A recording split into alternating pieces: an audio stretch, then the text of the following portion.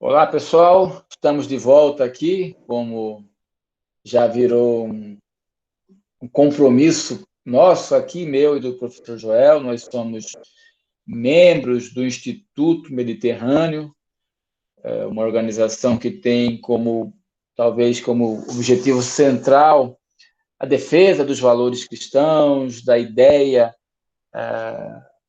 conservadora no debate público cada vez mais tomado por narrativas, né, e por slogans, né, professor? A gente costuma dizer que o nosso intuito aqui é buscar a verdade e pensar, né, algo que está faltando em muitos casos no debate público. E o tema que nós escolhemos para hoje, eu acho que também se encaixa nessas duas premissas e me parece que está cercado de uma série de narrativas, de slogans, de chavões que comprometem, vamos dizer assim, a busca pela verdade. Então, a gente vai falar hoje a respeito da liberdade, um conceito tão caro aos cristãos, aos conservadores, e como que isso se relaciona com a propriedade privada, o direito que as pessoas têm de defender o que é seu, né? E eu diria que a prosperidade das sociedades está intrinsecamente, professor, eu não sei se o senhor concorda com essa premissa, está intrinsecamente ligado com o direito de propriedade dos indivíduos, porque é a busca, isso Adam Smith já nos falava há algum tempo atrás, é a busca do interesse pessoal que faz com que eu busque cada vez mais fornecer melhores bens, serviços e mercadorias para as pessoas. E aquela questão de uma sociedade onde todo mundo é igual, ela é diametralmente oposta à liberdade. Porque a premissa básica é que os seres humanos eles são desiguais. E se eu quero que todo mundo seja igual, eu preciso tirar deles a capacidade ou a possibilidade de fazerem escolhas. Porque eles são diferentes, têm vontades, valores, virtudes, desejos diferentes. Consequentemente, as suas escolhas vão ser diferentes. E essas escolhas resultam em mais ou menos acumulação de bens. E aí, se eu quero que as pessoas tenham bens ou tenham posses iguais, eu tenho que retroagir e impedi-las de terem escolhas, porque senão o resultado vai ser inevitável. Eu costumo fazer uma brincadeira, professor, dizer o seguinte: imagina que Deus falou, tudo bem, vamos ver se o que esse pessoal defende funciona. É óbvio que isso é uma brincadeira. E a partir de hoje eu vou pegar toda a riqueza da humanidade, todo o PIB do globo terrestre e vou distribuir dos cidadãos. Vamos arredondar só para ficar fácil. Imagina que eu tenho, sei lá, a riqueza resultou em US$ 1 milhão para cada cidadão. Está aqui. A partir de hoje, todo mundo tem US$ 1 milhão. E aí Deus volta lá para o paraíso. E daqui a um ano ele volta e chama todo mundo. Fala, Joel, cadê seu 1 milhão? Milton, cadê seu 1 milhão? Fulano, cadê seu 1 milhão? É bem provável que uns vão ter muito mais do que 1 milhão, outros vão ter talvez exatamente 1 milhão, e outros vão ter quase nada, ou menos desse 1 milhão. Por quê? Porque as pessoas farão escolhas diferentes a partir desse valor. sei, professor. Eu queria fazer esse contexto, porque me parece que essa igualdade é um fim que cerceia a liberdade. Porque, senão, eu acho que a igualdade é algo que não passa de uma utopia das mais fajutas possíveis. O que o senhor acha? Eu concordo plenamente, acho que tu foi bem didático, o exemplo fala por si mesmo, né? E, e tu tocou na questão da liberdade, né? Tu abordou essa questão nessa tua síntese, né?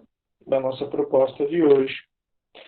E acho que a primeira pergunta, e nós sempre temos, né, o dever e devemos partir do método dialético, né, método socrático, nós temos que perguntar: o que é a liberdade?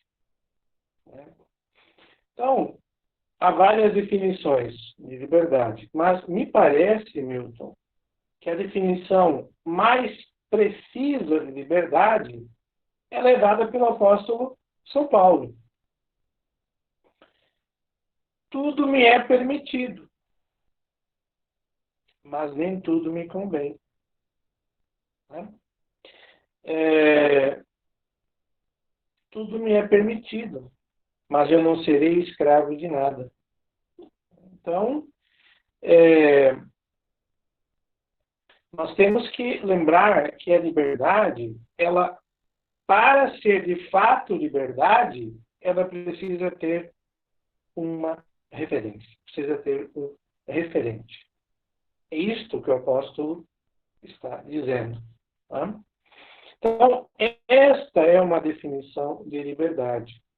O que nos leva a uma outra definição, que é uma decorrência dessa, né, que me parece a definição matriz do que é liberdade. Né? Tudo me é lícito, mas de tudo me convém. Tudo me é lícito, mas não serei escravo de nada. Este é o centro, é a definição central. Né? E desse núcleo, nós derivamos, né, nós extraímos um conceito de liberdade que é irmão, né?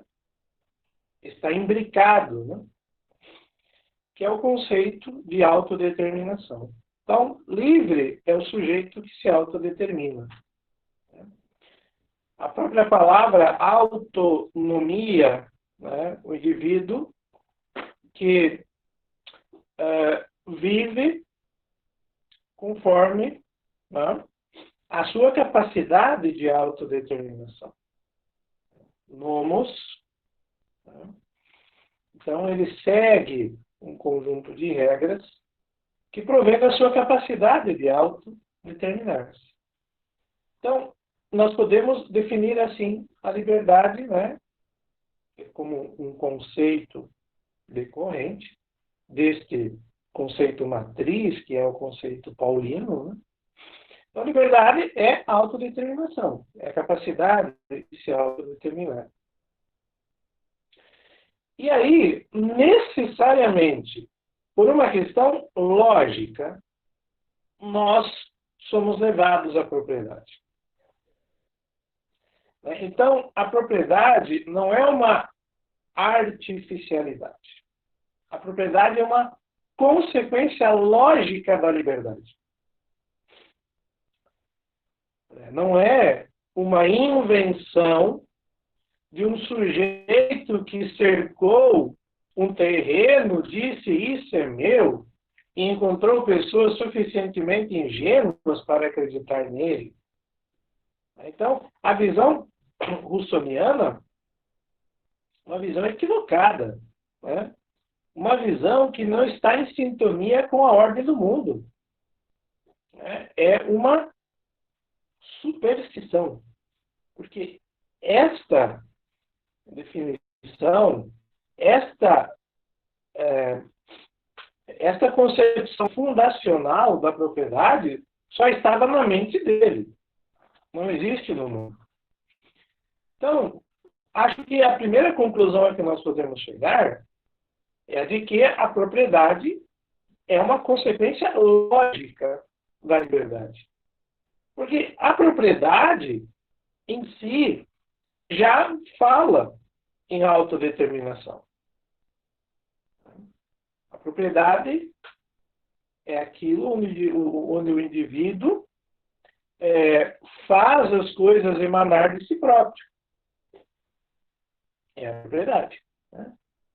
A nossa vida é a nossa primeira propriedade. É a nossa primeira posse. Né?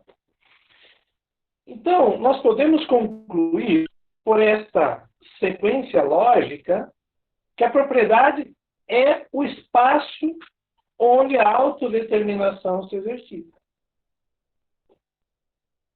Isso é a propriedade. Então, o que acontece quando nós perdemos a liberdade? Nós perdemos a liberdade porque perdemos, em primeiro lugar, a propriedade. Então, a perda da propriedade é uma condição necessária para a perda da liberdade. De sorte que manter a liberdade pressupõe manter a propriedade. Não há como dissociar isso. Se nós retiramos a propriedade, nós retiramos o espaço do exercício da autodeterminação. Quer dizer, apossar-se da propriedade, tomar a propriedade, expropriar uma posse, é bloquear o exercício da autodeterminação. Não há como ser diferente disso. Isso significa o quê?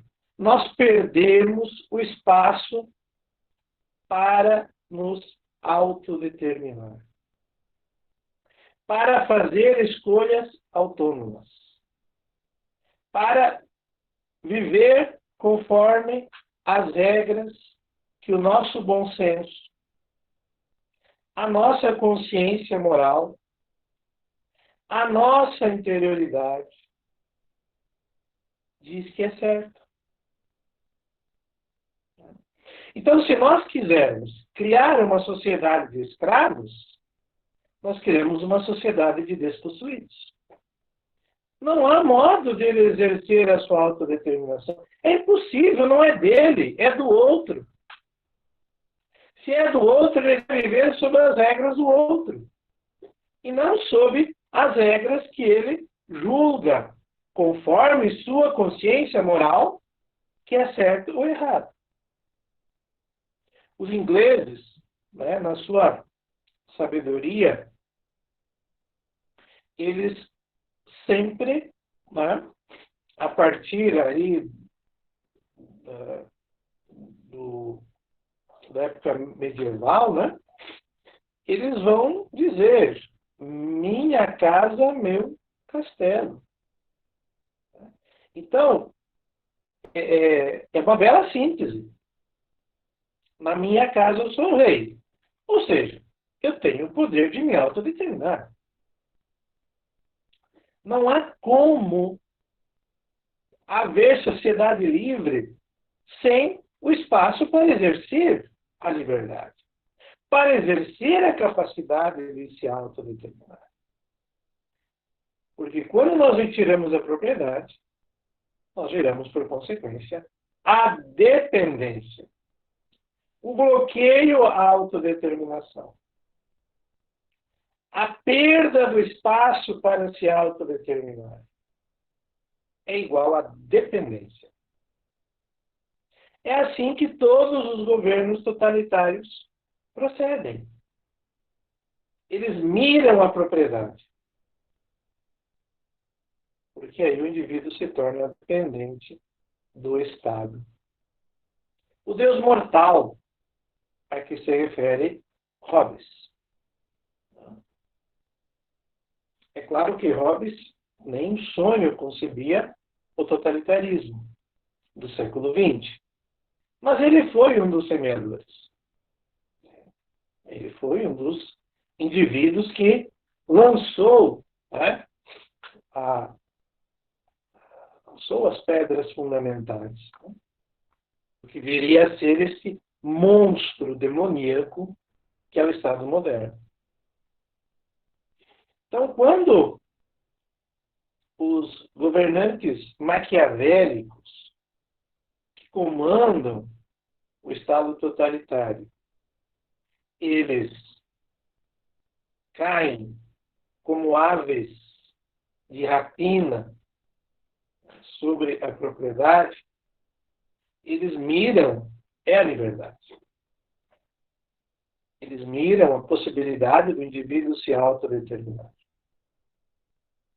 A tal ponto que o nacionalsocialismo na Alemanha dizia: na Alemanha não há mais indivíduos.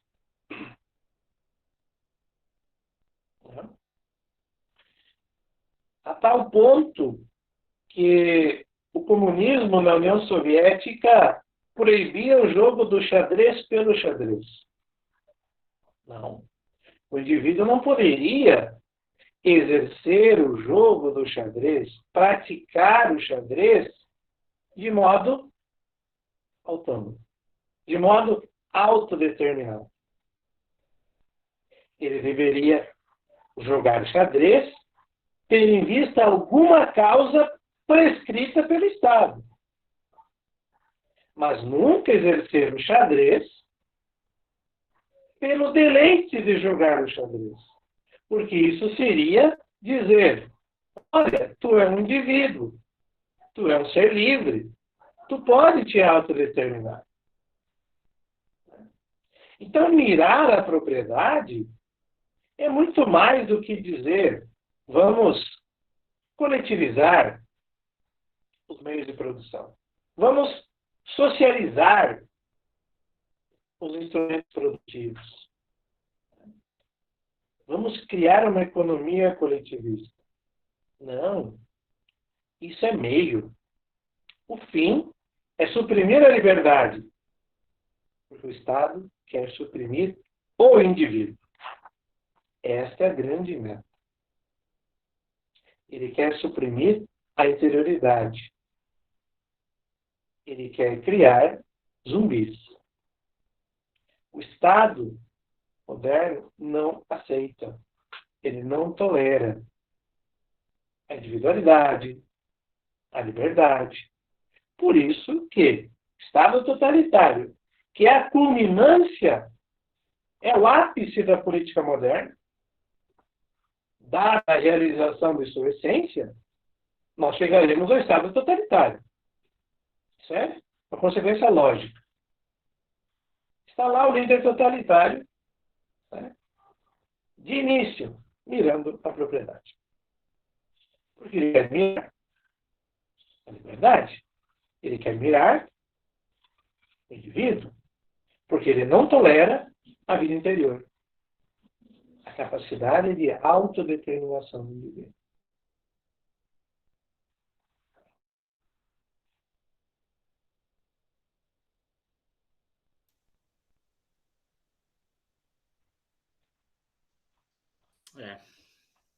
É interessante, professor, o senhor falou de autodeterminação, me lembrou de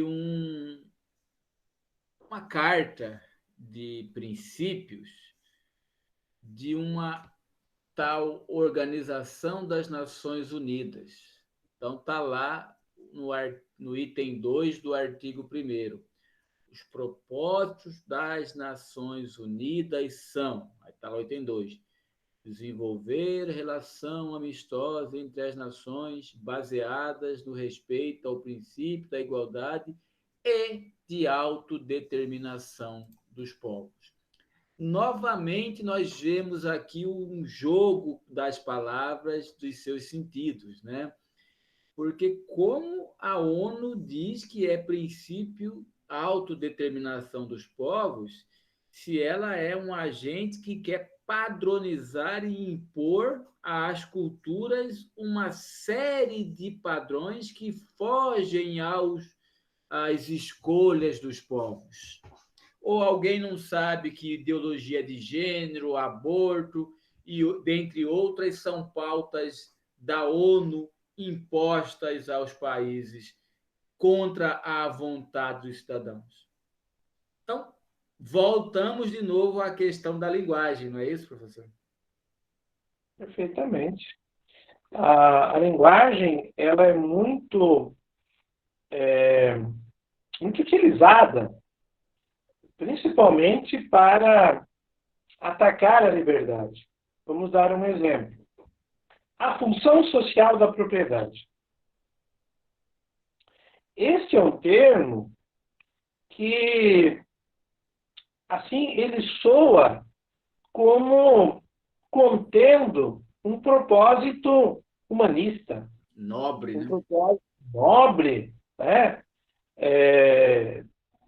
Realmente que tem em vista o bem comum. Quando nós sabemos, e tu deu o exemplo no início, as sociedades que mais prosperaram, as sociedades que mais geraram riqueza, foram aquelas em que a propriedade nunca foi vista como tendo uma função social. A propriedade foi vista como uma posse de indivíduos que, ao realizarem o seu alto interesse, beneficiam a coletividade, beneficiam o conjunto das demais pessoas. Né?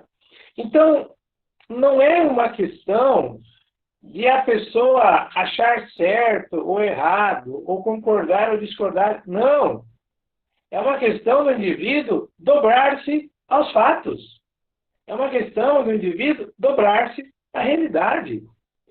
A realidade nos impõe a escolha da propriedade privada, em que o indivíduo, o proprietário, determina o seu uso, não a função social, que determinará o seu uso. É isto que mais prosperidade trouxe à humanidade. Tá? Se nós, por exemplo, voltarmos à escolástica, São Tomás de Aquino ele faz a pergunta na Suma Teológica: o que é preferível? A propriedade privada ou a propriedade coletiva? Ele é claro, é a propriedade privada, porque as pessoas cuidam do que é seu. Então, se nós queremos, de fato, cuidar de algo, tá? Quanto mais nós nos sentirmos proprietários disso, mais cuidado nós teremos por aquilo. Então, quando se afirma a propriedade, aquela terra é minha, significa eu cuidarei dela mais do que eu cuido da terra do outro.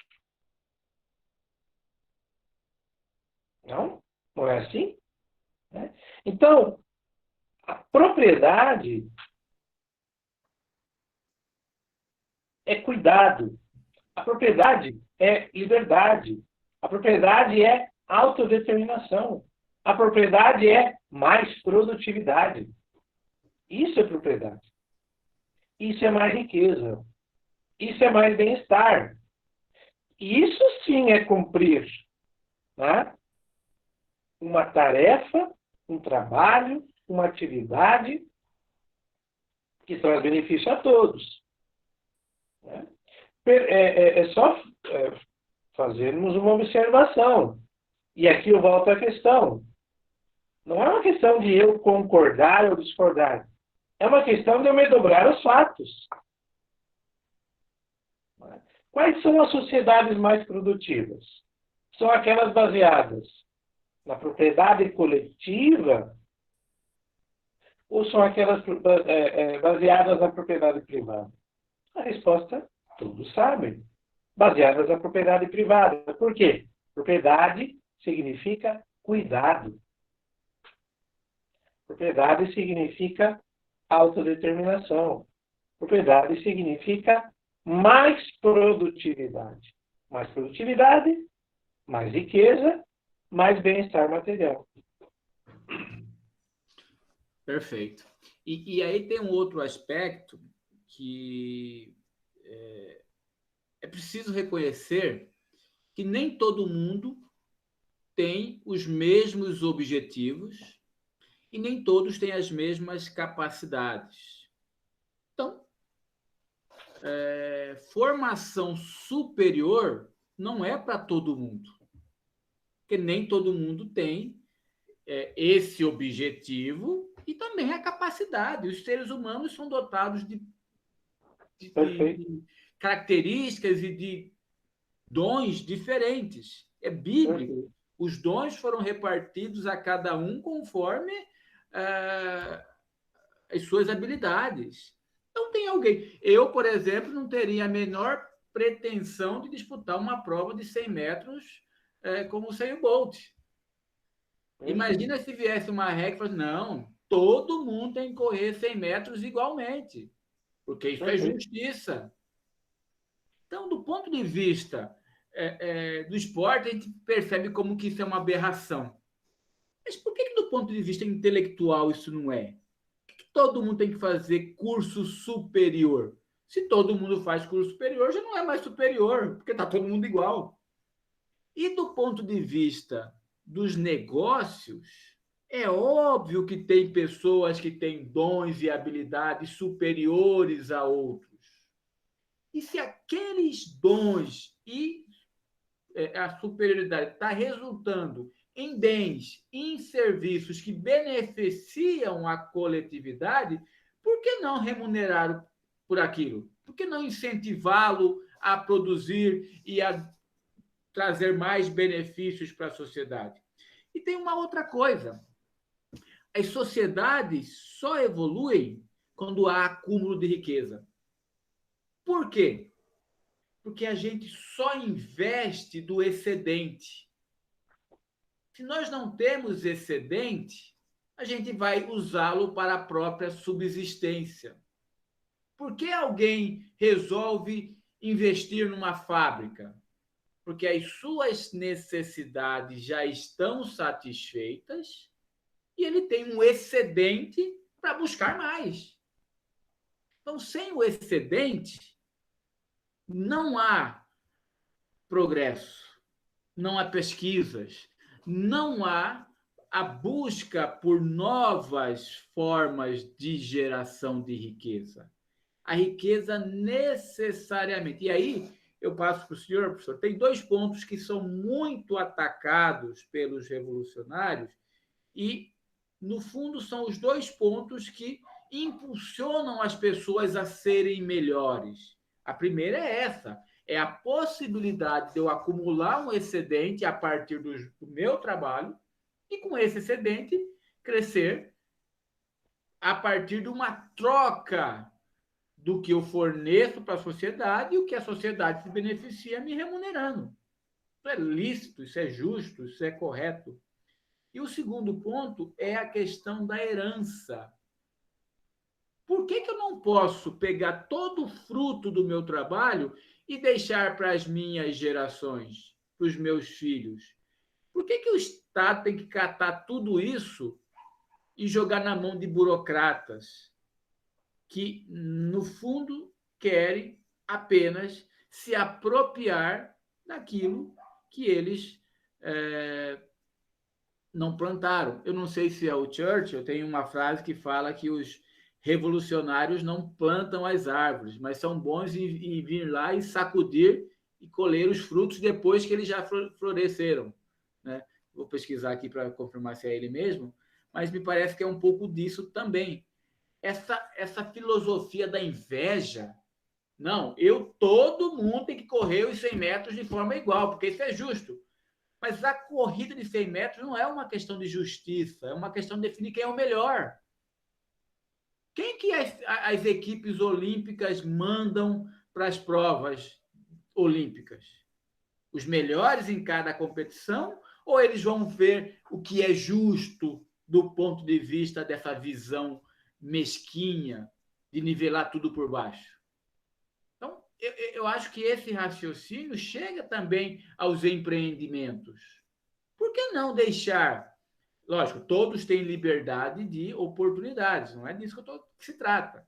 Se trata de permitir que pessoas que têm aquele dom, que têm aquela capacidade, além da média, use-a para trazer benefício para a sociedade. Por que um burocrata que não domina nada vai fazer esse papel? Eu não sei se o senhor concorda. Concordo plenamente. Aqui, Milton, me parece que nós temos que definir também o que é propriedade. Então, o que é propriedade? Propriedade é um mecanismo de recompensa individual por risco assumido. Isso é propriedade. Essa é a definição que eu dou de propriedade. Propriedade é um mecanismo de recompensa individual por risco assumido. Nenhuma sociedade prospera se os indivíduos não assumem riscos. Se eles não assumem riscos, eles não vão gerar esta riqueza, como tu muito bem frisou, que permite o excedente. Então, como que ele vai assumir um risco se ele não tem a capacidade de autodeterminar o uso dos benefícios? Portanto, se nós não temos a propriedade, nós não temos o mecanismo de recompensar individualmente os indivíduos por risco assumido, porque eles não têm o direito de se autodeterminar. Então, o indivíduo assume riscos, ele assume risco de patrimônio, assume risco da própria vida, ele assume inúmeros riscos. E aí, no momento em que a recompensa, o excedente é gerado, ele não tem a capacidade, não tem o poder de autodeterminar como usar isso. Ah, não, ele não vai assumir riscos. Jamais. Portanto, nós não teremos o excedente. E mais ainda. Não, é só dizer isso. Se nós não temos o excedente, não há como haver a prosperidade. Tu fosse preciso nisso. Pois é. E mais ainda, né? Aquele que, a partir do fruto do seu próprio trabalho, se destaca e colhe esses benefícios, é taxado como alguém que é inimigo das pessoas, do bem comum. Como assim? Na verdade, ele prestou um bem para as pessoas. Por que os proprietários da Apple, da Microsoft, só para ficar nesses exemplos, ficaram tão ricos? Porque eles proporcionaram bens que as pessoas enxergaram valores naqueles bens, aceitaram pagar, em alguns casos caro, porque enxerga valor. Ninguém coloca uma arma no pescoço de ninguém e fala, vai lá comprar um iPhone. A pessoa se dispõe a pagar, às vezes, sei lá, 10 mil reais num aparelho novo, num iPhone última geração, porque ele enxerga valor. É uma troca voluntária. Um exemplo, Milton, é o sujeito que vai para a guerra. O sujeito vai para a guerra. Na guerra, ele mostra todo o seu valor, pratica um ato de bravura, ele salva o seu regimento, ele conquista o posto do inimigo, só que a medalha é minha que eu não fui para a guerra. É simples. É simples. É a filosofia da inveja, como diria o Churchill. Né? Claro, claro. Então, se o indivíduo vai para a guerra, assume todos esses riscos, ele deve usufruir da recompensa, que é o prêmio, que é a medalha de honra, que é o reconhecimento. É dele que assumiu os riscos, não de quem ficou pela televisão, sentado no sofá, assistindo. Não é possível isso. Então, se o indivíduo não tem a prerrogativa de autodeterminar o uso dos benefícios resultante do risco que ele assumiu, ele nunca assumirá riscos. Perfeito. Quer dizer, se não há propriedade, é impossível haver prosperidade. No mercado financeiro é usada uma regra que o investimento é avaliado a partir da regra risco-retorno. Se não há retorno, eu não vou assumir o risco. E aí, só para fechar, a frase que eu citei é de um cuiabano, é do Roberto Campos. Ele dizia o seguinte: os comunistas sempre souberam chacoalhar as árvores para apanhar os frutos no chão. O que não sabem é plantá-las. É uma boa definição, né? É perfeito. Bom, professor, era isso. Eu acho que é um tema, como todos, bem denso, né? Que mereceriam novas descompactações. A ideia nossa aqui é iniciar o debate, como o senhor bem disse, pensar, né? Não está proibido ainda, já saiu alguma lei da STF proibindo? Ainda não, né? Pelo que me consta, não, mas é importante ler o Diário Oficial todo dia. Bom, enquanto não foi proibido, vamos pensar. Senão, daqui a pouco a gente vai pensar e ser infrator por pensar também. Mas o tema eu acho que é muito, muito bom. E, de novo, foi capturado por uma ideologia que falseia a realidade, falseia a percepção das pessoas e capturou os empresários, né? Eu espero que Lamentavelmente. esse vídeo chegue aos empresários. Não é crime, o lucro não é errado. O lucro é a recompensa do seu trabalho honesto. Não se sinta envergonhado por ter lucro. Se sinta envergonhado por não cumprir todas as suas diretrizes do ponto de vista de empreendedor. Vá atrás, busque, e os invejosos sempre vão querer uma pontinha do sucesso alheio, né? É isso, professor. Milton, um grande abraço para ti e que todos fiquem com Deus. Igualmente, obrigado aos amigos, espero que tenham gostado, que as sugestões de temas ficarão abertas no site, no canal, na página do YouTube do Instituto Mediterrâneo. Compartilhe esse vídeo, curta a nossa página, se inscreva no canal. O nosso objetivo é promover a discussão e trazer à tona temas que nem sempre são tão discutidos, né? Sabe que tem hoje várias opções boas no YouTube. A gente humildemente se propõe a trazer temas que a gente entende ser relevantes. Então, na próxima semana, professor, um outro tema, e assim a gente vai cumprindo a nossa missão. Fiquem com Deus, boa noite a todos, até a próxima. Tchau, tchau.